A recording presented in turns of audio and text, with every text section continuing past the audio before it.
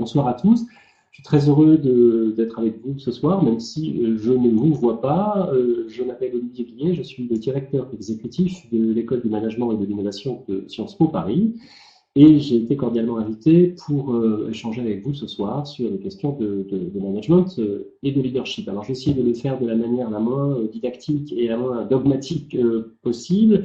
Mon approche va consister essentiellement peut-être à dresser une brève revue de littérature en matière de leadership, qui est un peu le centre de notre sujet, peut-être en commençant avant par quelques précisions terminologiques, pour après passer à ce qui me paraît être un peu le nœud du problème, en tout cas une partie du nœud du problème en matière de leadership, voir un peu là où le bas blesse du côté des managers, voir là où nous avons tous des difficultés et voir comment, en tout cas, dans quel registre il faut se placer pour les adresser. Puis je conclurai avec quelques slides un petit peu plus vivants sur le mode en essayant d'utiliser l'image pour illustrer certains faits, certains grands principes du management et du leadership, en tout cas tel que je me les représente. Donc ceci n'est pas un cours, vous êtes les uns et les autres tout aussi expérimentés que moi en la matière, et plus de présenter un certain nombre d'idées qui, je l'espère, pourront nourrir notre pratique. J'aime toujours parler du parrain. C'est quoi l'histoire du parrain? L'histoire du parrain, en tout cas du premier parrain, c'est quoi?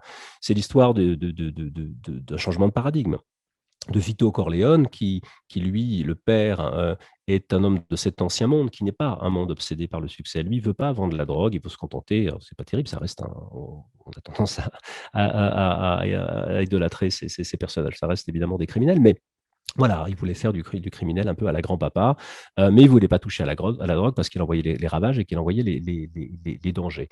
Et c'est sans doute pour ça qu'on a tendance à le préférer à son fils, Michael, le personnage d'Al Pacino, qui lui, pour le coup, est complètement dans la métisse, alors que Vito est dans la phronésis. Donc, et aussi, pour nourrir notre débat sur le leader de demain, le leader de demain, est-ce qu'il devra plutôt développer sa métisse ou plutôt développer sa phronésis? Bon, on aurait tendance dans le contexte actuel à penser qu'une forme de sagesse pratique pourrait être salutaire, sans quoi ce leader economicus, homo economicus, peut nous amener, enfin c'est pas qu'il peut nous amener, c'est que le plus fort des leaders economicus, si vous prenez ce paradigme un peu en laboratoire, vous dites voilà, le leader en tant que personne qui doit réussir absolument à tout prix, le plus fort, c'est toujours le sociopathe. Et d'ailleurs, vous avez une littérature là-dessus en sciences de gestion, sur la quantité invraisemblable de sociopathes que vous avez parmi de très, très, très, très grands dirigeants, ce qui est assez effrayant d'ailleurs. Ce qui ne veut pas dire que tous les grands dirigeants sont des sociopathes, mais ce qui veut dire quand même que, et d'ailleurs c'est ce qu'un psychiatre vous dira si vous allez le voir et que vous lui dites que vous avez une personne dans votre entourage qui est un pervers narcissique, il vous expliquera que vous ne pouvez pas gagner avec un pervers narcissique, ce qui est une manière de dire que ces gens-là ont un peu des super pouvoirs. Mais ils ont des super pouvoirs dans la mesure où on joue sur leur terrain à eux, c'est-à-dire ce terrain un peu de l'homo economicus, où finalement rien d'autre ne compte que le succès et l'enrichissement à tout cran. Bon, c'est une considération un peu liminaire. Donc, on peut rentrer maintenant dans la littérature de manière très, très, très sommaire, mais pour simplement avoir quelques repères, quelques références d'idées. Le leadership, en fait, alors on emploie le mot leadership assez récemment. On pourrait, toutes ces questions du leadership, elles traversent évidemment toute la philosophie du pouvoir depuis très longtemps. Et pour ça, comme pour beaucoup de choses d'ailleurs, je ne sais plus qui disait, la totalité de la philosophie contemporaine, c'est une note de bas de page dans un livre de Platon. C'est aussi vrai, on avait aussi énormément de choses chez les Grecs et puis chez Machiavel, évidemment. Bon, mais on est plutôt du côté du pouvoir. Leadership, c'est un mot qu'on a commencé à utiliser plutôt au 19e siècle avec un auteur anglais qui s'appelle Thomas Carlyle et qui a développé sa fameuse théorie des grands hommes, Great Man Theory. Et là, bon, pour le coup, on est dans un contexte socio-historique où on est très, très influencé par l'idéalisme allemand. On est dans une Europe qui a besoin dans les nations, ça s'attire absolument dans tous les sens, et on a besoin d'hommes providentiels.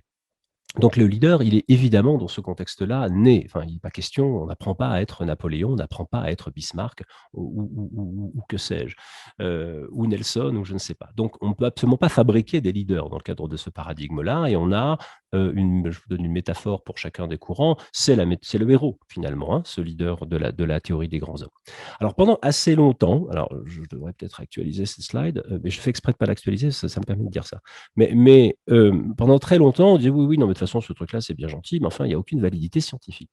Bon, si vous avez un léger tropisme du côté des neurosciences, Je disais, relisez le bouquin d'Antonio Damasio, vous connaissez peut-être, qui s'appelle Spinoza avait raison sur la théorie des émotions, en tout cas.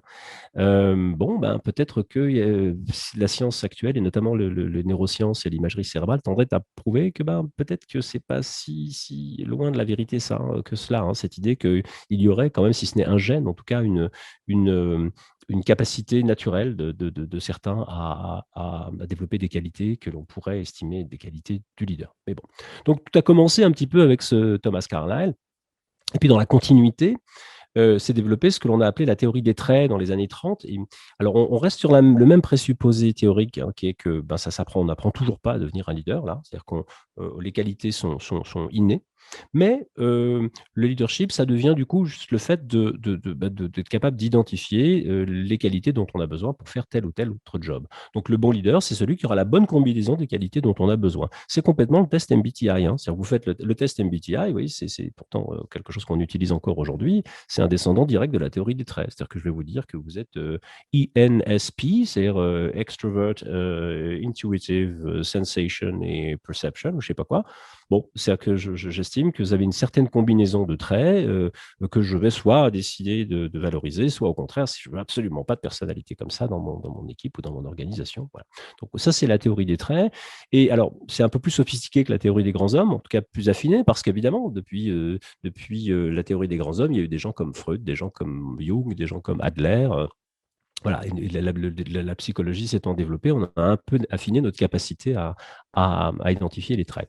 La métaphore qu'on pourrait utiliser, si on veut rester autour du leader en tant qu'outil, comme on l'a dit tout à l'heure, on est dans la métaphore de la machine bien conçue. C'est-à-dire que conçue parce que je ne dis pas programmée, ça va être le coup d'après.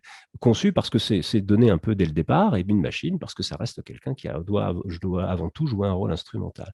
L'archétype, c'est sans doute le personnage de Theodore Roosevelt dans le paradigme de l'époque, c'est-à-dire des années 30, où le leader était cet homme un peu viril, espèce de cow-boy qui se battait contre des ours avec un couteau. Bon, voilà, mythologie un peu de Theodore Roosevelt. Mais j'imagine que Donald Trump correspond aussi assez bien à cet archétype de leader des traits qui va être adulé par les gens qui le reconnaissent précisément parce qu'il a des traits de personnalité, et pas tant des compétences, et pas tant une vision, et pas tant, mais c'est sa personnalité qui plaît, ou évidemment qui déplaît.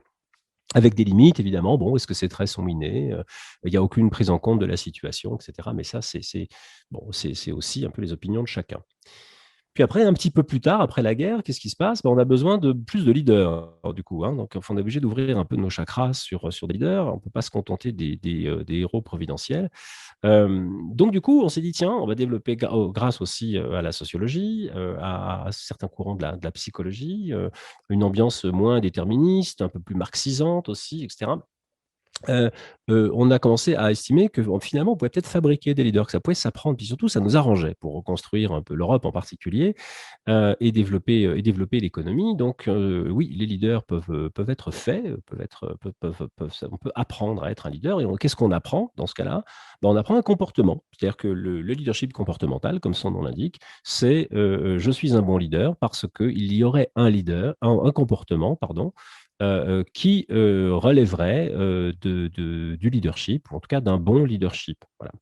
Donc là, ça s'apprend. Et alors, j'ai choisi Michel Obama, j'aurais pu choisir aussi tout autant Kennedy, qui est sans doute encore un meilleur exemple. C'est-à-dire que Kennedy, c'est vraiment quelqu'un qui a appris, si on voit les choses un peu comme ça. C'est-à-dire qu'il est né dans une famille de sorte d'aristocrate à l'américaine. En tout cas de familles très aisées, de grandes familles ancrées dans la politique. Il y avait des générations de sénateurs ou que sais-je. Il a appris les codes, les éléments de langage, et évidemment, c'est plus facile. Et il est devenu le redoutable politique que l'on a connu. Voilà, ça c'est et puis vous avez tout un tas alors dans les théories comportementales, vous avez tout un tas de trucs. Le plus connu, c'est la matrice de Blake et Mouton. Je suis sûr que vous connaissez ça, en disant, ben voilà, il y a les gens qui sont people oriented, il y a les gens qui sont task oriented. Donc les gens qui sont ni l'un ni l'autre, on ne peut vraiment pas parler de leader, bien sûr, ils sont vraiment très nuls. On a les gens qui sont uniquement people oriented, c'est-à-dire qu'ils sont très gentils, ils sont hyper sympas, on les aime beaucoup, voilà. Bon, mais enfin, c'est ce que eux, Blake et Mouton appellent country club. Bon, c'est un peu dilettante et ça suffit pas à faire un leader. Vous avez les gens qui sont que task ou surtout task-oriented, et ça en fait des gens souvent un peu ennuyeux ou en tout cas parfois un peu autoritaires. Et puis, selon Blake et Mouton, vous aurez des gens qui sont capables d'être les deux. Tu as à la fois people-oriented et tu as à la fois task-oriented. Et là, on aurait le véritable leader pour ces auteurs-là. Donc, vous avez tout un tas d'approches comme ça dans les théories comportementales. Puis après, vous avez dans les années 60, alors encore plus de changements dans la société, hein, de besoins d'émancipation sociale, le mouvement des droits civiques aux États-Unis, les mouvements féministes, etc. La question de la considération des employés de plus en plus importante, et votre position hiérarchique apporte beaucoup moins que votre capacité à avoir un véritable impact, à créer des relations avec vos collaborateurs. Et c'est dans ce contexte-là que se sont développées les théories de la contingence, les théories situationnelles, qui consiste à dire à peu près la même chose, c'est-à-dire que le leadership est contingent de facteurs situationnels. C'est-à-dire que le leader, c'est celui qui est capable de s'adapter et de comprendre les situations. Ce n'est plus un expert du comportement, tout à coup, c'est un expert des situations, ce leader. Voilà. Et la métaphore, je trouve que le caméléon, c'est pas mal. J'ai trouvé cette citation de Condoleezza Rice qui dit à peu près ça, hein, que finalement, voilà, elle a dû faire face à peu près toutes les situations, qu'elle a dû s'y adapter. Bon, voilà. Donc, vous avez des gens qui vont considérer que cette approche est hautement subjective. Bon, mais on voit bien que finalement, nous, avec un petit peu de recul et vous, vos expériences respectives, vous voyez bien qu'il y a sans doute un peu de vrai dans tout ça, hein, comme souvent dans les grandes idées. D'ailleurs, c'est vrai pour les philosophes, hein. Ils ont tous un peu raison d'une certaine manière. C'est pour ça qu'ils sont de grands philosophes, sinon ce ne seraient pas de grands philosophes. Bon, ces grands courants que je vous présente, à mon avis, ont tout un tas de choses qui sont vraies. Les situations sont importantes, le comportement est important, il y a des choses qui sont innées, mais pas que, etc. Bon. Pour finir, bon, globalement, dans la littérature, on va avoir aussi tout un tas de courants qu'on va considérer comme les courants transactionnels, où là, le leader, c'est vraiment old school. Là, je vous mets Margaret Thatcher, le boss, vraiment the ruler. Et dans les courants transactionnels, les gens vont penser que finalement, c'est un peu la psychologie cognitive de base, hein, c'est-à-dire que c'est plaisir ou principe de plaisir, où les gens sont motivés par des récompenses ou des punitions. Ils travaillent bien mieux quand la chaîne de commandement est extrêmement claire. Et voilà, ça a été le paradigme pendant assez longtemps. Au début des années, enfin la fin des années 70, au début des années 80, vous avez des auteurs comme Burns et Bass, qui ont commencé à développer l'idée du leader transformationnel, qui est devenu super à la mode, en particulier pour des générations comme la mienne. Moi, j'ai 48 ans, qui ont grandi avec le Cercle des poètes disparus, par exemple. Vous voyez, le personnage de Robin Williams dans le Cercle des poètes disparus, là, le professeur Keating, c'est vraiment le leader transformationnel par excellence, hein. Il monte debout sur les tables, « Oh, Captain, my Captain », etc. Bon. Donc, cette idée que les gens suivront des personnes inspirantes, c'est un mot très à la mode aujourd'hui. Dès qu'on vous dit un truc, on dit c'est inspirant. Donc, on suit des gens qui nous inspirent, on suit des gens passionnés. Une personne passionnée peut évidemment accomplir de grandes choses, etc. Et tout ça est né d'un contexte social où bon, le capitalisme avait montré un certain nombre de points de faiblesse dans les années 70 avec les chocs pétroliers, etc. Et il y avait besoin un peu d'autre chose que le leader transactionnel comme gardien d'un capitalisme qui serait parfait, mais on aurait besoin de quelqu'un qui donne un petit peu de sens aux gens, pour employer un lieu commun. Alors, je sais que la figure de Steve Jobs est très controversée, que ce n'était peut-être pas forcément un petit peu plus adorable du monde, mais comme vous, j'ai lu sa biographie, et même quand les gens le trouvaient détestable, tout le monde s'accordait à dire que c'était quand même quelqu'un qui avait cette capacité transformationnel, en tout cas à vous inspirer, etc. Et puis après, comme pour toutes ces théories-là, hein, vous pouvez aussi y trouver notamment pour le leadership transformationnel, y trouver des limites, hein, le fait que, je suis sûr que vous l'avez d'ailleurs, vous en avez fait l'expérience dans vos organisations respectives, hein, vous avez parfois, y compris des chefs d'équipe, particulièrement des managers, particulièrement avec des personnalités remarquables, mais qui vont avoir tendance à créer une sorte de dépendance autour d'eux. Voilà. Et puis, vous avez même des gens qui estiment que trop d'enthousiasme a tendance à affecter un peu le réalisme, ce qui n'est pas complètement faux. Donc, on peut évidemment trouver des limites à ces courants. Alors, je pourrais vous donner bien d'autres courants. Vous avez des choses intéressantes du côté en Angleterre, le resonant leadership, qui fait du leader avant tout un maître, un expert des émotions. Donc, le leader, c'est quelqu'un qui va être capable de vraiment de qualité d'empathie exceptionnelle, etc. Vous avez toujours du côté resonant leadership, c'est pas l'Angleterre, pardon, c'est Boyatsis, c'est Chicago. Vous avez en Angleterre quelqu'un qui s'appelle Fry, Fry, qui a développé le spiritual leadership. Donc, autour du sens, non pas, c'est pas spécialement religieux, hein, mais le leader est celui qui est capable de donner du sens. Donc, le présupposé derrière, c'est que le leader les gens vont suivre ou s'engager dans une organisation quand ils trouvent du sens, etc. Bon, tout ça est éminemment discutable, mais éminemment intéressant. Et il y a énormément de choses. Bon, moi, le problème que j'ai tendance à avoir avec cette littérature, finalement, c'est que, bon, quand on regarde tout ça, on se rend compte qu'aujourd'hui, on ne manque pas spécialement de gens intelligents. En tout cas, il n'y a pas de raison de penser, contrairement à ce que parfois on entend parfois, mais qui ne me paraît pas forcément très juste, que les gens sont plus bêtes aujourd'hui qu'ils ne l'étaient avant. Donc, on a des gens brillants dans les organisations. On a une littérature, et on l'a vu, du leadership qui est extrêmement riche, qui devrait nous permettre de nous aider, en tout cas.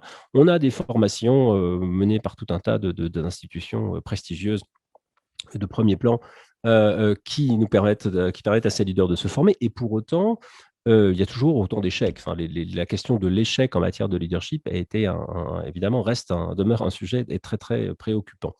Moi, personnellement, je me suis un peu intéressé à ça. Puis je me suis dit, bon, finalement, quand on parle d'échec en matière de leadership, de quoi on parle?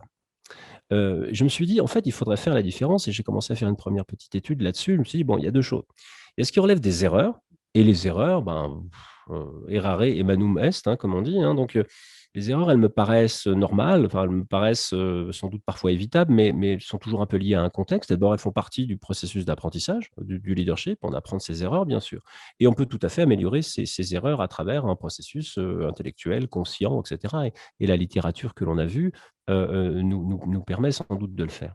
Mais j'ai essayé de voir aussi que, et je suis sûr que vous me donnerez raison, il y a tout un tas de grands échecs en matière de leadership qui ne sont pas simplement des erreurs, qui sont des choses un petit peu plus profondes et qui relèvent un peu de blocage personnel, qui sont plus des limites structurelles, des limites psychologiques structurelles chez la personne, et qui là, pour le coup, font pas du tout partie du processus d'apprentissage, mais au contraire bloquent le processus d'apprentissage et peuvent seulement être développés à travers une sorte de processus alors j'ai mis self-actualisation, vous comprenez ce que je veux dire par là, mais d'introspection, de réflexion sur soi.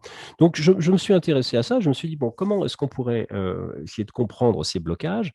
Je me suis basé sur les travaux d'un académique anglais qui s'appelle Burke, qui, lui, a identifié 6 causes principales. Enfin, il a écrit 2 papiers. Il a écrit un papier avec 8 causes et puis un papier avec 6 causes. Donc, je me suis dit, je vais simplifier. On va prendre 6 causes principales d'échecs en matière de leadership.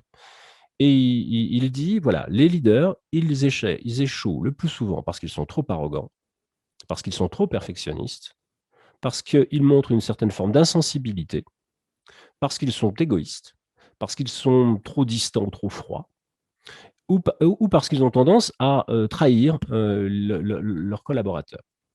Bon, je me suis dit, OK, partons là-dessus. Et puis, j'ai fait une petite recherche dans les littératures pour essayer de lier, ce que j'ai fini par faire à peu près, j'imagine, lier chacune de ces causes d'échec à des blocages psychologiques, pour vous dire que l'arrogance, oui, effectivement, elle est liée, la littérature a tendance à nous dire qu'elle est liée à un problème d'estime de soi, que le perfectionnisme est lié à une peur de l'échec, que le manque de sensibilité est lié à une peur d'être blessé, l'égoïsme a une peur de manquer, la froideur a une peur d'être rejeté, et puis la trahison d'une peur, en tout cas d'une obsession pour la sécurité. Bon.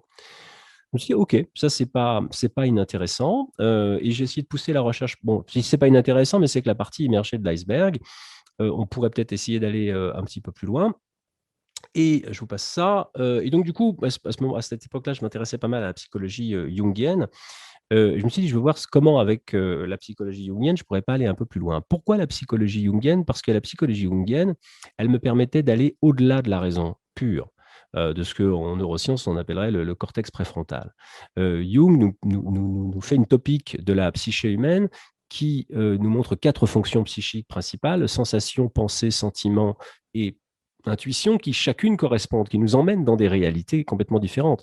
la fonction sensation, elle nous emmène du côté d'une réalité matérielle, et dans cette dimension-là, notre esprit, notre cerveau excelle dans la capacité à identifier des faits, à les analyser, à mobiliser des mots, à chercher, etc. La pensée nous amène dans une dimension intellectuelle, et là, on est très bon pour développer des idées, des concepts, débattre, etc., etc. Et ça, généralement, les leaders, ils ont été formés pour faire ça, ils savent faire. Mais en revanche, sur les émotions et sur l'intuition, c'est beaucoup moins évident. Sur la réalité émotionnelle, la capacité d'être maître de ses propres émotions, de gérer les émotions des autres, ça se discute. Et sur l'intuition, c'est ce que l'on pourrait appeler la réalité spirituelle, non pas au sens de la religion, encore une fois, mais au sens de l'univers un peu symbolique, hein. Là aussi, les leaders ne sont pas toujours formidables. En tout cas, ces 2 dimensions-là n'ont pas tellement été valorisées par le paradigme que l'on a analysé aujourd'hui. Puis autre chose intéressante dans la topique jungienne, c'est que par rapport à la topique freudienne notamment, qu'elle est un peu plus subtile. C'est-à-dire que pour Freud, quand je dis je suis au moins 4. C'est-à-dire que, et ça, il rend compte d'une réalité aujourd'hui que les neurosciences et notamment la psychologie évolutionniste nous apprend. C'est-à-dire que notre cerveau, c'est un truc qui n'est pas du tout homogène, c'est un truc qui a évolué sur des milliers d'années par couche, hein. C'est un couteau suisse, notre cerveau. Et pendant des milliers d'années, on a développé telle partie de notre cerveau pour faire face à telle contrainte environnementale, et puis pendant plusieurs milliers d'années, une autre partie de notre cerveau. Donc c'est un truc qui s'est développé comme ça de manière un peu par couche. Et étonnamment, Jung avait pressenti ça. Pour Jung, en tout cas, quand je dis je suis au moins 4. Je suis ma persona, on en parlait tout à l'heure, hein, c'est-à-dire ma personnalité sociale, le masque, persona c'est masque en latin, hein, le masque que je donne à voir à la société pour un peu réussir dans le monde et obtenir ce que je veux. L'ego, où là, c'est un peu la totalité de ce que moi, je sais de moi, c'est-à-dire mes pensées, mes souvenirs, mes émotions, etc. Puis les gens qui me connaissent bien aussi, ils vont avoir une idée de mon ego au sens de Jung. Et puis après, ce qui est intéressant chez Jung, c'est qu'il y a au-delà de cet ego ce qu'il appelle le soi. Et ce soi, ben, je ne suis pas conscient de tout ce qu'il y a dans ce soi, d'abord essentiellement parce qu'une grande partie de ce soi évolue dans l'inconscient. Et puis en plus, l'inconscient de Jung, il a un truc, là aussi, qui est aujourd'hui, si ce n'est validé, en tout cas, les neurosciences iraient dans ce sens-là aussi. C'est pas seulement l'inconscient personnel de Freud, hein. L'inconscient personnel de Freud, on sait ce que c'est juste la totalité des trucs dont on ne se souvient pas en réalité, qu'on a un peu réprimé ou stocké quelque part. Bon. Mais Jung parle aussi d'inconscient collectif. L'inconscient collectif, c'est-à-dire, c'est la mémoire de l'espèce, d'une certaine manière, hein. Et ça n'a rien pendant très longtemps. Il y a tout un tas de gens parmi les gens qui adoraient Jung, des gens un peu ésotériques comme ça, qui imaginaient des fantômes ou des esprits. Enfin, c'est pas du tout ça, hein. C'est juste une mémoire résiduelle de l'espèce qui est cristallisée sous forme d'émotions stockées dans notre inconscient et qui est déclenchée par des symboles.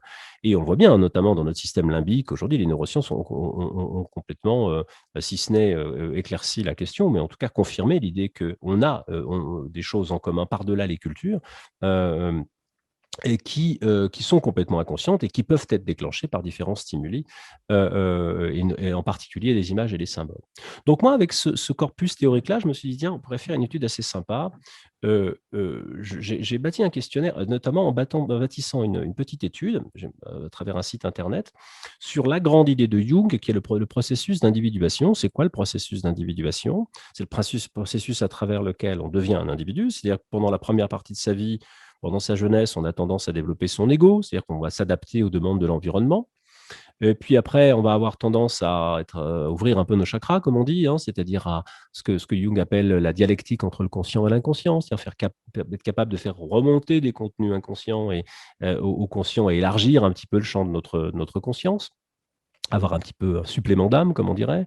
Et puis après, pour une autre partie de sa vie, développer le soi, c'est-à-dire essayer d'aller le plus loin possible dans cette remontée des contenus inconscients et d'avoir le plus de maîtrise possible. Et je me suis dit, tiens, si je m'amusais à faire un questionnaire, parce que ce que je voulais voir, moi, c'était la question de l'ego. J'avais une intuition par rapport à l'ego et je me disais, je suis sûr qu'une grande partie des blocages dont je parlais tout à l'heure, en fait, ils viennent de l'ego. Donc, je me suis dit, en fait, pendant toute cette première phase de l'individuation, les archétypes qui sont mobilisés, pour revenir à cette notion d'archétype, ce sont des archétypes de l'ego. Donc, je suis allé à New York dans un centre spécialisé là, près de Parc Avenue, d'études jungiennes. Vous avez des quantités, des bases d'images absolument invraisemblables. Et j'ai essayé de sélectionner tout un tas d'images qui relevaient de ces archétypes de Lego, que ce soit des voitures, que ce soit des objets, que ce soit des tableaux, que ce soit tout ce que vous voulez, mais des images archétypales qui correspondaient à ça. Après, j'ai fait pareil pour la deuxième phase de l'individuation, c'est-à-dire les archétypes qu'on pourrait qualifier d'archétypes de l'esprit ou archétypes de l'âme. Et j'ai fait pareil avec la troisième phase, c'est-à-dire les archétypes du soi. Et j'ai bâti un questionnaire où j'ai demandé à 2000 leaders, je leur ai dit, écoutez, voilà, je vous raconte une histoire. C'est l'histoire d'une personne qui a fait des études brillantissimes, qui a tout réussi, etc., etc., puis qui, à un moment donné, connaît un échec cuisant dans sa carrière de leader.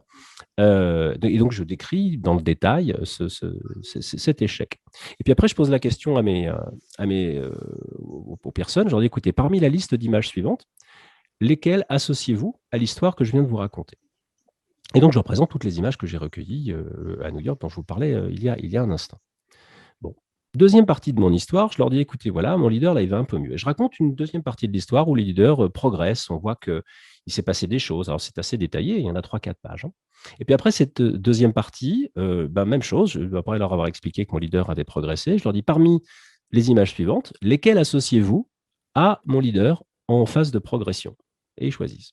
Et puis, troisième partie de mon étude, je leur raconte une histoire où mon leader, là, il réussit très, très bien. Il est en pleine possession de ses moyens. Je raconte ça pendant 2-3 pages et je leur dis, voilà, parmi les images suivantes, lesquelles associez-vous à mon thriving leader, comme on dirait en anglais?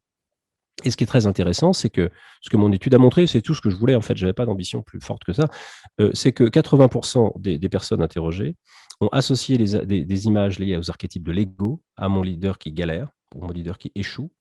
Un peu moins ont associé, ou presque autant en réalité, 75, ont associé les images liées aux archétypes de la deuxième phase de l'individuation à mon leader qui progresse. Et à peu près autant ont associé les images des archétypes du soi à mon leader qui excelle. Voilà. Je voulais juste montrer que, en fait, c'était l'ego le problème. Et que quand il y a une inflation de l'ego, il y a une sorte de voyage en tant que leader qui est impossible. Il y a une progression, une hauteur de vue, une densité, un supplément d'âme auquel ces leaders n'ont pas accès. Et c'est ce que cette petite étude m'a permis de montrer. Et voilà, je voulais le partager avec vous. Et ça me fait penser aussi, alors ça, c'est pas moi qui l'ai inventé, c'est le grand philosophe Vladimir Jankélévitch. Quand il fait la différence, je relisais ça il y a quelque temps, il aimait bien faire la différence entre l'aventurier et l'aventureux. Et finalement, ce leader, si on essaie de le penser au sens un peu fort, et surtout si on veut penser à l'avenir, etc., des gens qui veulent vraiment être dans des situations, ils peuvent un peu faire faire la différence. Est-ce que c'est un aventurier ou est-ce que c'est un aventureux? Est-ce qu'on doit privilégier l'aventurier ou l'aventureux? L'aventurier, moi, j'ai mis l'exemple des programmes type un peu Man vs Wild et tout ça. Bon, c'est un professionnel de l'aventure, c'est-à-dire que c'est super, hein, c'est des gens tout à fait remarquables, mais ils sont ultra entraînés, ils ont imaginé toutes les situations, ils vont se nourrir pendant 3 jours de ce qui reste de liquide dans la panse d'un chameau mort dans le désert. Bon, très bien, mais pour Jankélévitch, en tout cas, ça, c'est un peu de l'aventure de parc d'attractions. C'est-à-dire que ça n'a pas vraiment grand intérêt. Le véritable aventurier et du coup, le véritable leader serait plutôt du côté de l'aventureux, c'est-à-dire ce personnage de Frodo dans Le Seigneur des Anneaux, où il n'a rien demandé à personne, hein. Il ne voulait pas l'anneau, il le porte vraiment comme un fardeau et pour autant, il estime que c'est sa responsabilité de le faire, il va le faire autant qu'il le peut, avec courage, mais humilité aussi, avec des échecs, etc., sans véritablement savoir où il va. Il n'avait pas de plan, contrairement à l'aventurier, il n'avait pas de plan de préparation, d'entraînement, etc., etc.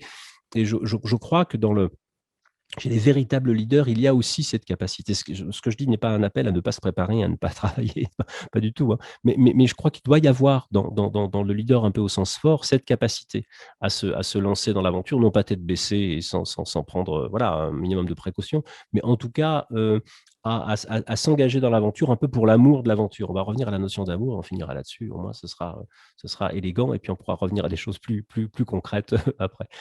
Nietzsche nous dit quelque chose d'assez semblable, hein. Quand Nietzsche, toute sa vie, il a opposé le libre penseur qu'il détestait copieusement qui pour lui, pourquoi il détestait copieusement? Parce que ces pseudo-anarchistes ou révolutionnaires, c'était des gens absolument méprisables pour Nietzsche. C'est des gens qui critiquent des dogmes et des institutions, mais qui en fait ont vocation à remplacer un dogme par un autre. Et ils me font la révolution au sens de la manière dont un cercle tourne. Pour Nietzsche, ça n'avait pas grand intérêt. On prend les mêmes et on recommence. Et ça relève de ce que Nietzsche appelait les forces réactives, c'est-à-dire la raison qu'il avait tendance à mépriser un peu.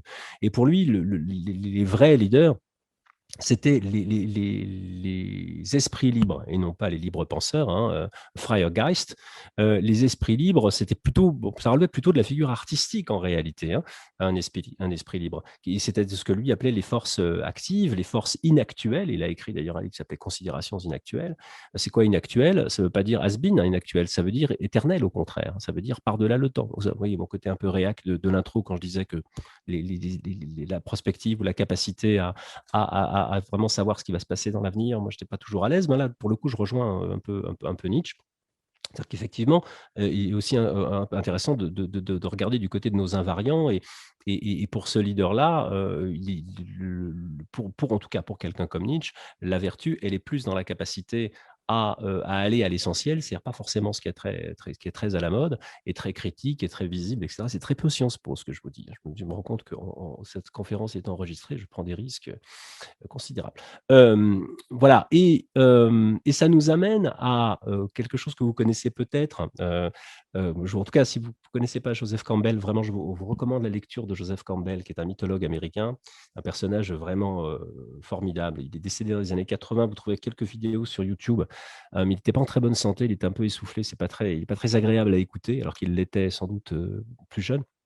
Et c'est quelqu'un qui, c'était un peu retiré dans une espèce de chalet où il y avait des milliers de livres pendant la guerre, dans une forêt, et avait pour ambition d'essayer de trouver une espèce de motif universel du leader ou du héros, en faisant de la mythologie comparée, de la littérature comparée, etc. Et il est arrivé avec ce qu'il a appelé The Hero's Journey, que vous trouvez dans un excellent livre qui s'appelle The Hero with a Thousand Faces, en français le héros aux mille et un visages, qui est un livre qui a marqué toute une génération, parce que je crois qu'un mois après l'avoir lu, un certain George Lucas avait écrit l'intégralité des Star Wars, et où il nous montre que finalement, les leaders, les héros de tout temps, ils suivent finalement un cycle assez similaire, qu'on peut envisager comme un archétype, qui est en gros, bon, notre leader au départ, ou notre héros, il est dans un monde ordinaire, il se dit que, bon, il n'est pas spécialement malheureux, mais il sent qu'il y a un truc qui ne va pas. Vous voyez, un peu comme Neo dans Matrix, vous voyez, ou Harry Potter. Ouais, bon, voilà. Les scénaristes ont repris ces trucs-là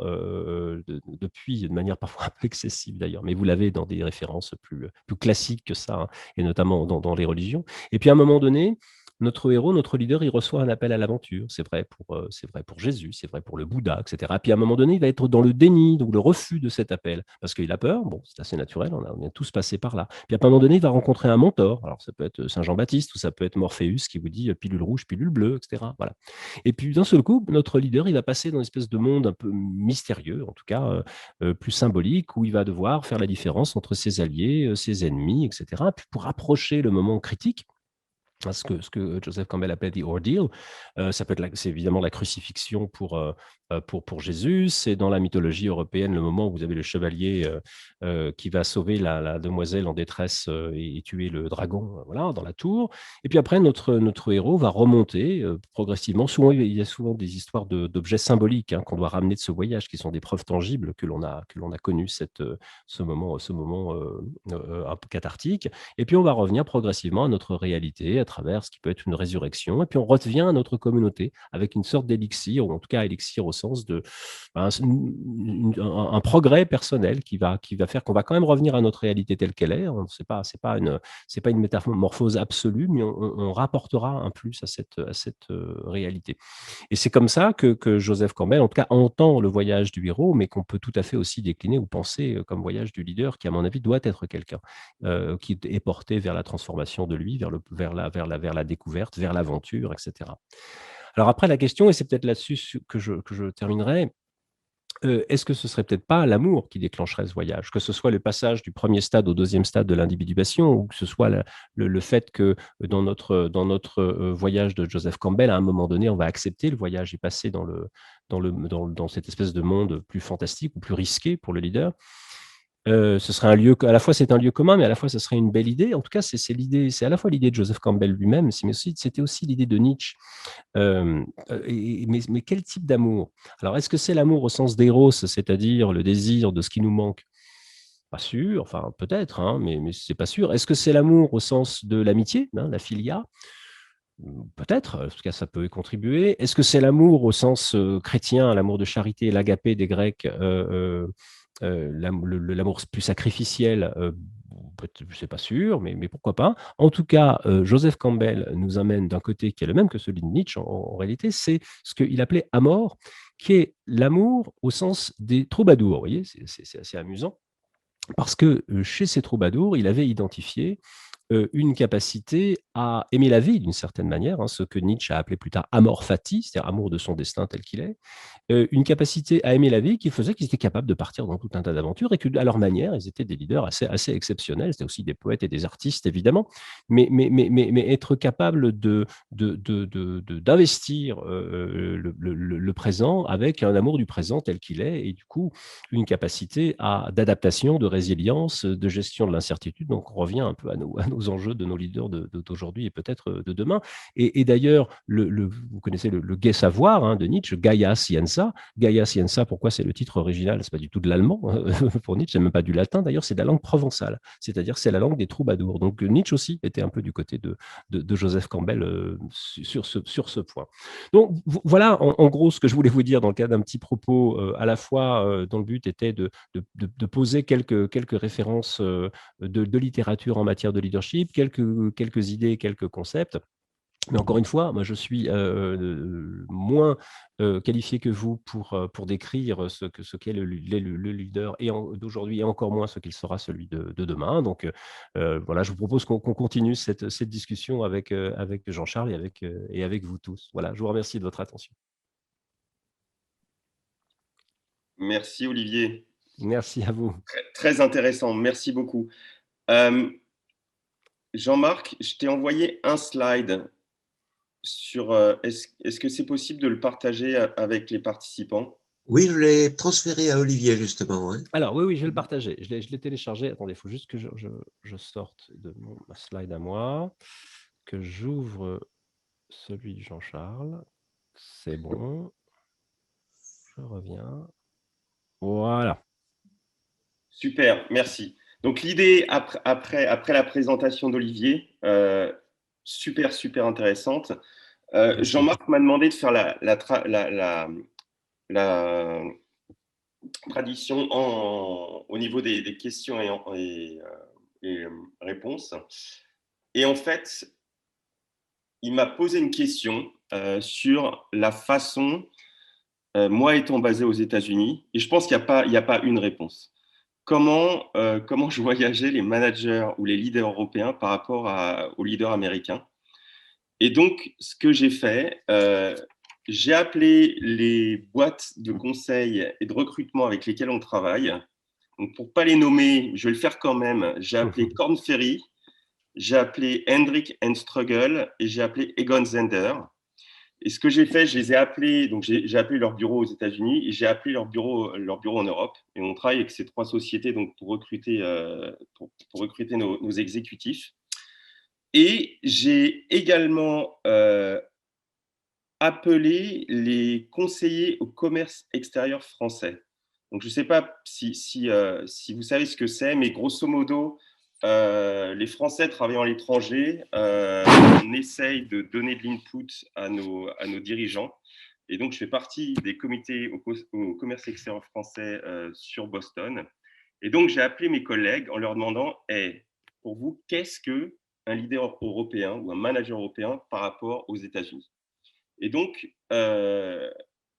j'ai fait ça rapide et je leur ai demandé quels étaient les points en commun. Donc, j'ai pris l'input de chasseurs de tête et j'ai pris l'input de dirigeants qui travaillent à l'étranger. Et l'input a été le suivant. Le premier message, c'est qu'ils pensent qu'il y a de moins en moins de différenciation au niveau géographique entre un leader qui soit basé en Europe ou aux États-Unis, de par la globalisation. Ils pensent tous qu'on a reçu une éducation qui fait qu'au niveau culturel, on a nos spécificités, mais avec la globalisation, il y a de moins en moins de différences. Sur le slide à gauche, c'est les mots qui sont sortis au travers de Korn Ferry et Gonzender, etc., plus des membres du comité au Conseil extérieur français. Le premier mot qui est ressorti, un leader doit être result-oriented. Et c'est assez intéressant, il y a un membre du comité extérieur français qui m'a dit, si un PDG ou un vice-président, peu importe, rate un trimestre, ça le fait, mais les stakeholders, shareholders grincent des dents. Ils ratent 2 trimestres, ça va moins bien. Si ça continue, généralement, on change. Le second topic, et je mélange mes mots parce que ça fait trop longtemps que je suis aux États-Unis, c'est tout ce qui touche les people, où principalement, on demande à un leader d'être capable de challenger. Aujourd'hui, on demande à un leader de donner du trust et de la confiance à ses équipes. Et quelque chose qui ressort de plus en plus, c'est tout ce qui touche à l'emotional intelligence. Un leader doit avoir de l'empathie. Un leader doit donner de la confidence. Un leader, entre guillemets, doit taking care about his teams. Et ça, tout le monde a dit que c'est un concept qui devient de plus en plus important pour sélectionner un PDG ou un leader. Tout ce qui touche les people. Le troisième concept, ça touche la communication. Et ce qui est assez intéressant, la communication auparavant était plutôt axée sur les stakeholders externes, les banquiers, les analystes financiers. Aujourd'hui, il semblerait qu'il y ait un shift. On veut que le leader il passe du temps sur tout ce qui est communication interne. Et ce qui est ressorti donc, du petit questionnaire que j'ai fait, c'est lié à la crise Covid. On demande un leader, on travaille tous maintenant en remote, enfin la majorité d'entre nous, on demande au leader de faire en sorte qu'il trouve des moyens pour rester connecté avec les équipes, pas seulement avec ses N-1, mais N-2, N-3. Et ce qui est intéressant, c'est que c'est vrai aussi bien aux États-Unis, mais aussi en Europe. La prise de décision est un critère important. Et le dernier point, c'est qu'on demande à un leader de penser au-delà de 1, 2, 3 ans, mais d'avoir une vue stratégique et de s'assurer que lorsqu'il y a des problèmes, on les résout. Et ce qui est intéressant, encore une fois, c'est que ces 5-6 points, ils sont ressortis aussi bien pour les cabinets de recrutement européens que les cabinets de recrutement américains. Et ils sont ressortis aussi bien pour des conseillers au commerce extérieur qui sont basés à Boston ou basés à Paris.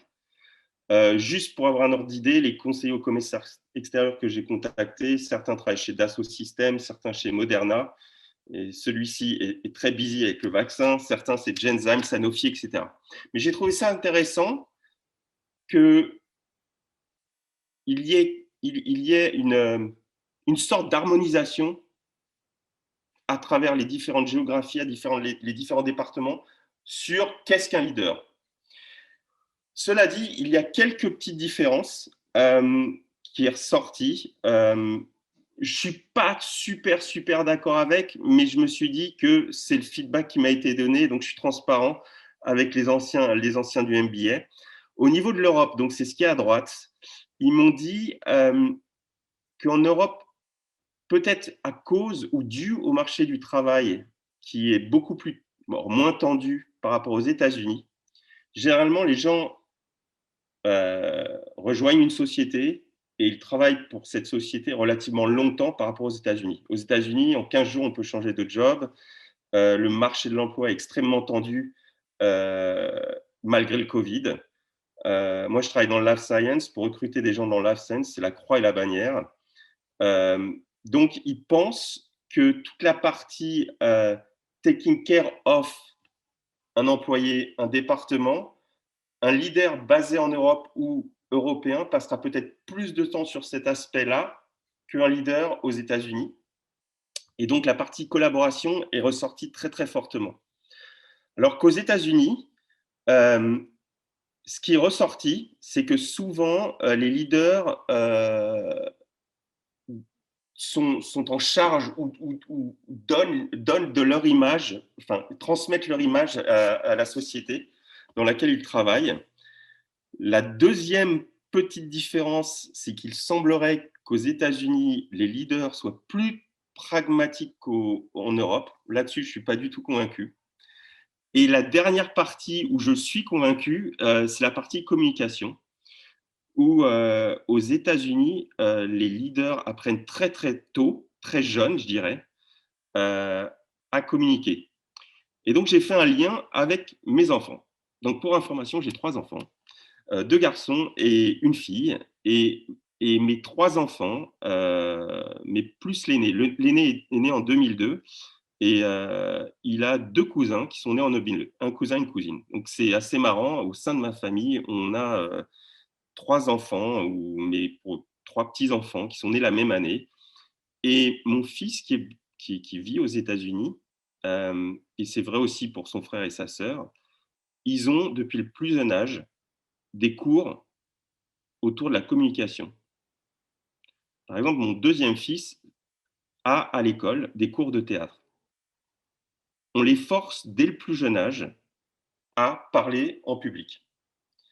Mon fils aîné vient de rentrer à l'université. Un des premiers cours qu'il a eu, c'est de parler. Et je suis amené à comparer avec ces 2 autres cousins qui sont nés en 2002 et qui sont un en France et un en Allemagne. Et ce n'est pas du tout le cas. Et donc, sur la partie communication, je pense qu'effectivement, aux États-Unis, on appuie plus sur cet aspect-là qu'en Europe. Donc, en 5 minutes, c'était juste pour faire la transition, juste pour vous donner un input, mon input qui est loin d'être parfait. Encore une fois, c'est un point de vue. Je pense que pour répondre à Jean-Marc et à ta question, Jean-Marc, la différenciation par géographie se fait de moins en moins, dû à la globalisation et aussi dû au fait que les sociétés, les grosses sociétés, cherchent et poussent maintenant de plus en plus ou appuient sur tout ce qui est diversity and inclusion, et ça commence from the top.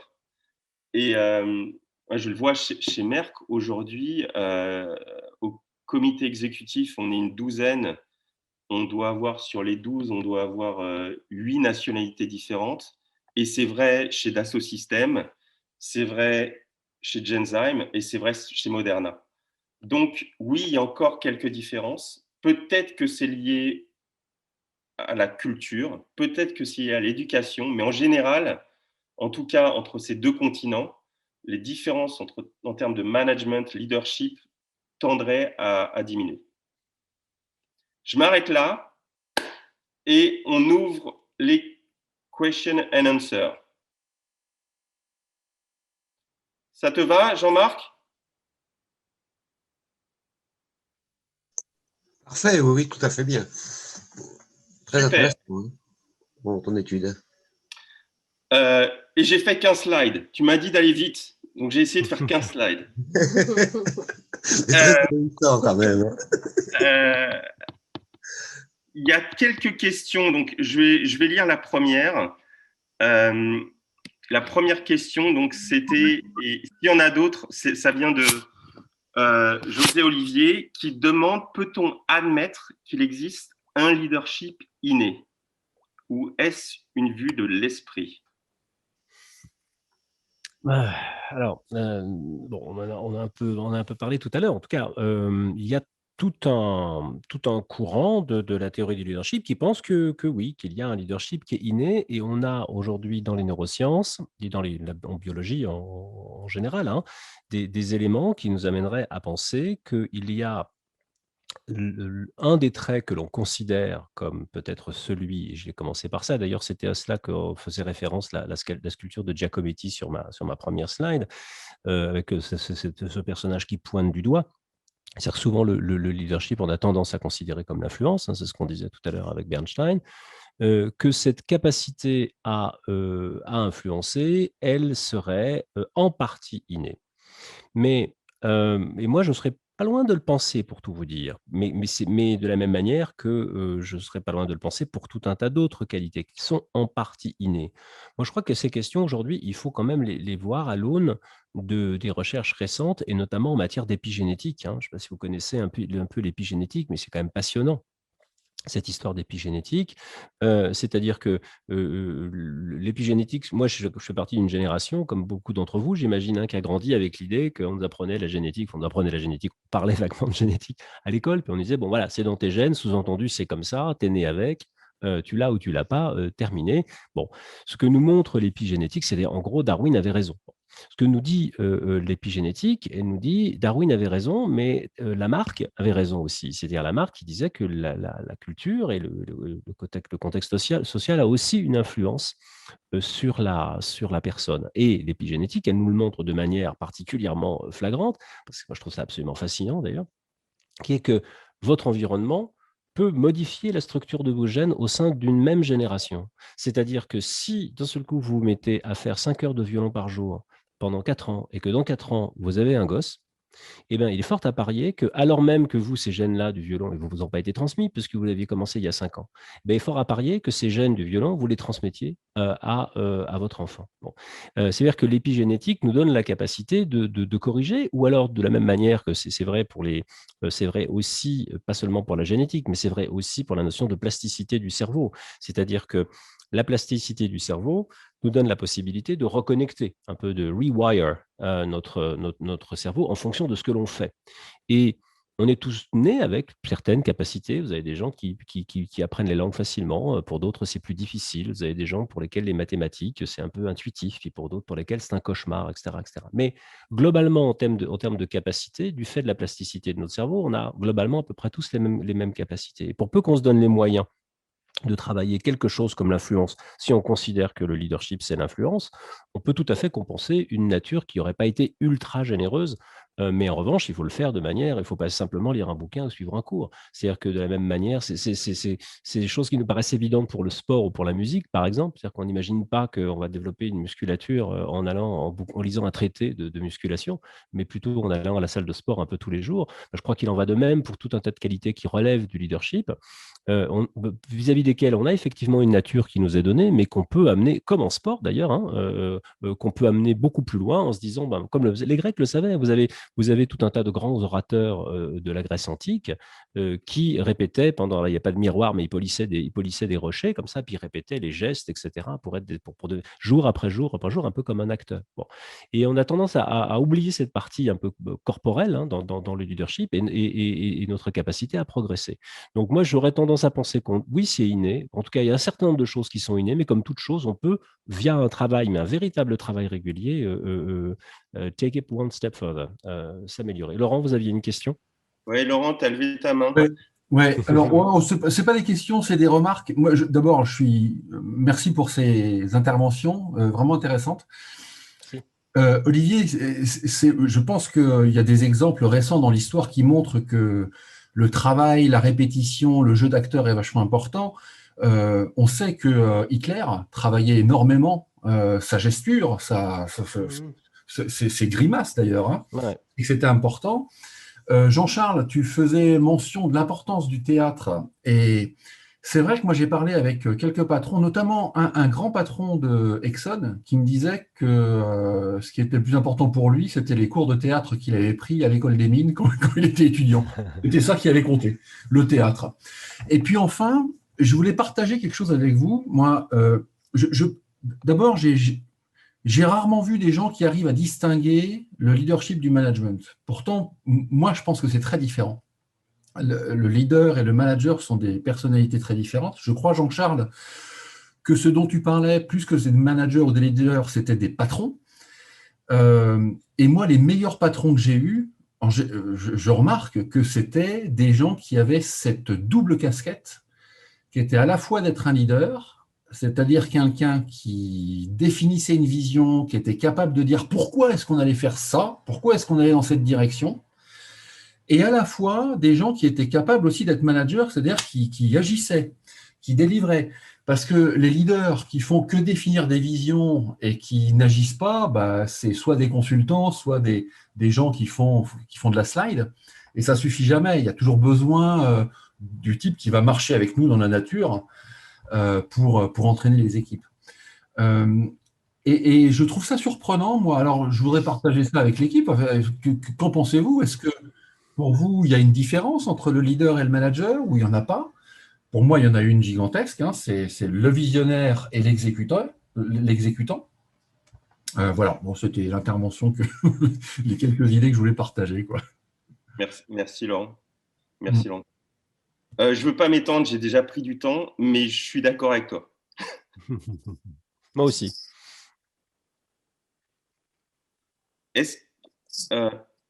Charles, tu veux… Oui, Charles bonjour. Bonjour. Bon, merci. Merci, Monsieur Guillet, pour la présentation. C'est très sympathique. Et j'ai une petite question que j'ai aussi posée dans le chat déjà. C'est par rapport aux responsabilités d'un leader, parce qu'on n'en a pas parlé et c'est une question que je me pose assez souvent. Est-ce qu'un leader a nécessairement des responsabilités? Et qu'est-ce qu'il fait de ces responsabilités? Est-ce qu'il a tendance à essayer de les dispatcher au sein du groupe qui va gérer, ou est-ce que c'est une responsabilité qu'il va devoir gérer seul par rapport à quelqu'un de plus important ou par rapport à la société en général? Voilà, j'aimerais avoir votre avis par rapport à ça. Alors, moi, si vous voulez, je dis un mot parce que j'ai moi aussi beaucoup parlé et je suis sûr que vous avez des avis sur ce point-là tout aussi intéressants que le mien. Pour vous répondre, Charles, je rebondirai d'abord aussi sur la remarque faite précédemment qui est très, très, très pertinente. Là, moi, tout à l'heure, j'ai évoqué les choses de manière un peu théorique en opposant pour différencier une sorte de pur leader et un pur manager. Mais il va de soi que l'idéal, c'est d'être les deux et que ceux qui sont que l'un que l'autre, soit un petit peu, soit l'un soit l'autre, sont un peu limités. Donc, du coup, on va employer le mot leader en imaginant que le leader, c'est le leader tel qu'il a été redéfini juste avant moi, c'est-à-dire qui est aussi capable d'être un peu un manager. La question de la responsabilité, bon, pour moi, c'est plus une question éthique qu'autre chose. Pour moi, elle est essentielle, elle est même consubstantielle à la notion du leader. C'est-à-dire que moi, je dirais que le leader, c'est un peu le contraire. Vous êtes trop jeune, Charles, pour avoir connu l'affaire du sang contaminé, mais nous autres, nous l'avons connu quand certains ministres disaient responsable mais pas coupable. Moi, j'aurais envie de dire, en tout cas, moi, c'est ce que j'essaie modestement de faire dans ma pratique je ne sais pas si je suis un leader, mais en tout cas de directeur, j'aurais plutôt tendance à dire le contraire, c'est-à-dire que pas coupable mais responsable. C'est-à-dire que pour moi, par définition, quand on est d'ailleurs, pour moi, parmi les synonymes que l'on pourrait utiliser quand on dit leader, manager, dirigeant, gouvernant, bon, c'est être en responsabilité. Et responsabilité, c'est étymologiquement, c'est porter le poids de la chose. Donc, c'est ce qu'on fait par la force des choses. Hein. Je suis responsable, je porte le poids de ce que l'on m'a assigné et j'en assume absolument toutes les conséquences. Et je sers en partie à ça, d'ailleurs. Voilà. Donc, pour moi, la question de la responsabilité, elle est consubstantielle à la notion. C'est-à-dire que c'est même pas quelque chose qui doit… Alors, bien sûr, c'est quelque chose que l'on peut creuser, y compris d'un point de vue éthique, d'un point de vue technique aussi, voilà, en fonction des fonctions de chacun. Mais cette notion, elle est consubstantielle à celle de leader, de manager aussi, hein, d'une certaine manière, à toute personne qui est en charge d'une équipe ou d'une organisation. Merci beaucoup. Est-ce qu'il y a quelqu'un qui veut ajouter un commentaire ou une réponse à Charles?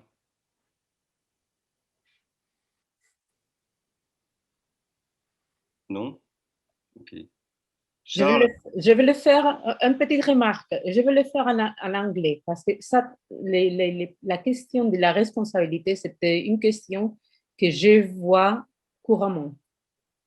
Et dans les différentes entreprises que je travaille et je travaille encore, il y a toujours la question de qui est responsable de quoi. Par contre, quand je parlais ou je travaillais avec des entreprises, surtout américaines, avec une influence anglo-saxonne, the ball ends here. C'est qui est en taux, qui prend des décisions, qui a bien élaboré tout le plan. S'il y a un problème, s'il y a une question, la responsabilité finit là. Et ça, c'est une différence assez forte que je trouve entre les entreprises européennes et les entreprises américaines. Dans les slides que tu as mis avec le pragmatisme, c'est ça pour moi la principale différence. Il y a des leadership dans tous les deux cas. Ce sont des personnes qui inspirent, qui peuvent donner la vision, qui peuvent amener ces efforts et they lead by example. Et ça, c'est dans tous les deux cas. Mais c'est vraiment une différence importante dans la responsabilité et c'est la partie du pragmatisme. Alors, très bien choisi les mots responsabilité. Merci. Laurent, tu as levé ta main. Attends, je sais pas si... Pardon, oui, j'ai levé ma main. Je voulais partager une autre réflexion que j'avais et poser la question d'ailleurs au groupe. Moi, je crois que les technologies de l'information et notamment les réseaux sociaux changent profondément la manière dont les managers vont devoir travailler, manager au sens manager, et renforcent le rôle du leader. Je pense qu'avec les technologies de l'information, il va devenir de plus en plus fréquent que les gens avec lesquels on travaille dans nos équipes connaissent beaucoup mieux leur sujet que nous. Et d'ailleurs échangent énormément d'informations avec tout le monde et donc vont devenir des spécialistes. Du coup, le rôle du manager, au sens manager de projet par exemple, va probablement, à mon sens, devenir plus celui d'un rôle de leader, mais qui doit justement renforcer le rôle de la définition d'une vision et puis fédérer ses équipes autour d'une vision et d'une direction. Et je pense que ce sera d'autant plus fort que les frontières, en fait le pouvoir du manager qui dans le temps était le sachant, va finalement disparaître parce qu'il ne sera plus le sachant. Les sachants seront les gens dans les équipes. Et d'ailleurs, je pense que Jean-Charles, tu dois le voir dans ton métier, dans le métier des life science, il y a que des docteurs en chimie, en biologie, donc ce n'est pas toi qui vas leur apprendre quoi que ce soit. Donc, enfin, bon, voilà, c'est une autre idée que je voulais jeter. Tu as un bon point. Charles, pour répondre à ta question, en tant que manager, leader, patron, je pense qu'il y a le niveau d'information qu'on reçoit aujourd'hui par rapport au niveau d'information qu'on recevait ne serait-ce qu'il y a 10 ans ou 20 ans, et c'est plus le même en termes de volume. Mais la journée, c'est toujours il y a 24 heures dans la journée. Et je pense qu'en tant que patron ou leader ou directeur, exec, peu importe, tu dois t'entourer de gens où tu peux te sentir confortable à l'idée de déléguer. Tout ce qui est empowerment, je pense que c'est quelque chose qui devient de plus en plus important. Pour rebondir sur ce que disait Laurent, il y a des gens qui sont expertes dans leur domaine et ils sont beaucoup plus au courant des nouvelles technologies, des tendances que tu ne l'es, toi, en tant que patron. Maintenant, en termes de responsabilité, la décision, in fine, elle est on top, comme le disait, comme le disait Isaac tout à l'heure, la partie responsabilité, en tout cas aux États-Unis, elle est très importante. Elle reste très, très importante. Mais il faut savoir déléguer parce qu'il n'y a que 24 heures dans une journée, tu ne peux pas être partout. Pour rebondir sur ton point et pour rebondir sur les images qu'Olivier a partagées avec nous, l'échec d'un concert, c'est l'échec du chef d'orchestre. C'est pas l'échec du pianiste. Et le chef d'orchestre, il jouera jamais aussi bien du piano et du violon que les instrumentistes. Bon. Non, c'est intéressant. Est-ce qu'il y a quelqu'un peut-être avec une dernière question? Parce qu'on a promis qu'on finirait à 20h, heure de Paris, et il nous reste moins de 15 minutes.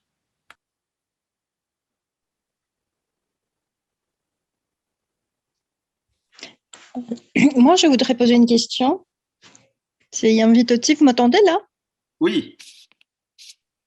Est-ce qu'il y a un leadership asiatique particulier, avec des caractéristiques particulières? En chinois, par exemple, un leader chinois, elle a le même comportement qu'un leader américain? Est-ce que quelqu'un peut répondre? Moi, je peux vous dire que je ne peux pas répondre. C'est-à-dire que je peux vous dire que si je devais vous répondre, j'essaierais d'aller, ce serait une réponse intellectuelle, ce ne serait pas une réponse d'expérience. C'est-à-dire que j'essaierais d'aller du côté, vous dire que voilà, la pensée chinoise, elle est plus holistique, les gens vont plutôt regarder à l'intérieur qu'à l'extérieur, que bon. Mais je crains que ce soit des poncifs, en fait. Je n'ai pas d'expérience, j'ai l'expérience de la Chine, je suis allé très souvent et j'y ai enseigné, etc. Mais pour ce qui est du leadership et de caractéristiques vraiment concrètes, mon expérience ne me permet pas de vous faire une réponse autre qu'une réponse un peu bidonnée. Donc, je préfère ne rien dire. Oui, d'accord. Voilà. Ça, c'est pour moi, mais peut-être que quelqu'un d'autre peut répondre. Moi, je peux essayer d'y répondre. Je pense qu'en termes de la culture chinoise et le respect du patron en Chine par rapport à ce que j'appelle les mature markets, les États-Unis ou l'Europe, est complètement différent. Le niveau hiérarchique, la perception du patron est extrêmement différente. En tout cas, moi, je le vois dans la société dans laquelle je travaille aujourd'hui, où rien ou très peu se fait sans que le patron dise oui ou non. Donc, on a parlé de empowerment, être pragmatique dans la société chinoise aujourd'hui. Je ne suis pas sûr qu'ils soient à ce niveau-là. En tout cas, dans la société dans laquelle je travaille, où les concurrents avec qui j'échange au quotidien ou régulièrement. Je pense qu'il y a une très, très grande différence. Est-ce qu'on m'entend? Oui, Emmanuel. Oui, alors en fait, c'est mon fils, Emmanuel. Désolé, je ne sais pas ce qu'il a traficoté sur mon ordinateur. Je voudrais juste réagir à cela en disant qu'au fond, il y a une réponse à ce que dit Madame. C'est d'abord la façon dont Jack Ma, aujourd'hui, est, disons, entre guillemets, traité. Voilà, on voit bien ce qui lui arrive au niveau industriel et même au niveau de l'école qu'il a créée, de la grande école qu'il a créée, qui est un peu menacée. Il faut aussi comprendre que lorsqu'on s'adresse à la Chine, il n'y a pas d'hésitation à avoir et on respecte cela, mais ce sont toujours des décisions du pouvoir, enfin, qui interviennent. Il n'y a pas vraiment. C'est une vraie question d'ailleurs pour le leadership chinois. Qu'est-ce qu'un président de société en Chine? Qu'est-ce qu'un patron en Chine? Par rapport au pouvoir politique chinois. Donc, il faut raisonner totalement autrement. Et donc, on a en effet affaire, en tout cas dans les grandes décisions industrielles, à d'abord et avant tout des décisions politiques. Merci beaucoup. Merci. Il est 7h50. Je vous propose premièrement, encore une fois, un grand merci Olivier pour ton intervention. Un grand merci à tous les participants. On a un peu moins de 10 minutes. Donc, Jean-Marc, je te propose d'attaquer la conclusion, si ça te va. Ah, très bien, oui. Ok, donc avec Nathalie qui va conclure. Avec plaisir. Donc, écoutez, franchement, merci beaucoup, Olivier, d'avoir accepté notre invitation sur ce thème qui nous paraissait effectivement très intéressant de remettre en perspective avec un éclairage académique au regard des enjeux de ce fameux monde d'après. Alors, terme très controversé, mais monde en tout cas dans lequel l'entreprise aura un rôle de plus en plus sociétal à jouer en parallèle de sa performance économique.